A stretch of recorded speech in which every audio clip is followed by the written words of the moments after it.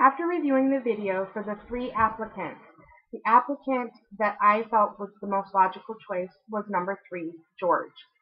George was personable in his answers, and he provided a great solution to Stephen for his question in regards to the disruptive student.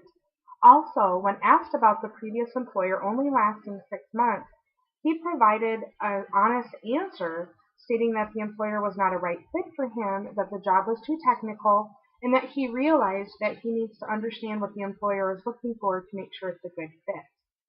George provided a great explanation for the disruptive student, indicating that he has experience in the training field, and also he provided a very valid and honest answer in regards to the short-term employment. I did not choose the other applicants for the following reasons. Anita, she started out very good with a strong voice and seemed to be very enthusiastic. However, she was not able to answer any of Stephen's questions. She provided a response that had nothing to do with what was being discussed, and she repeatedly mentioned adult learning theory, which provided no explanation to what was being talked about. Her elusive answers to both questions indicate that Anita has a lack of experience. Moving on to applicant number 2, which was Paul.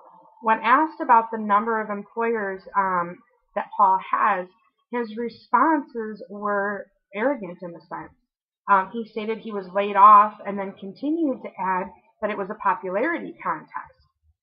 This indicates that he did not get along well with his fellow coworkers. When asked about the second previous employer, he again indicated his inability to get along with the new manager, citing that he can't work for someone who is not as qualified as he is. In a training position, you need to be personable and able to relate or get along with people that you are training. Also, when you're training people, their level of knowledge is going to vary.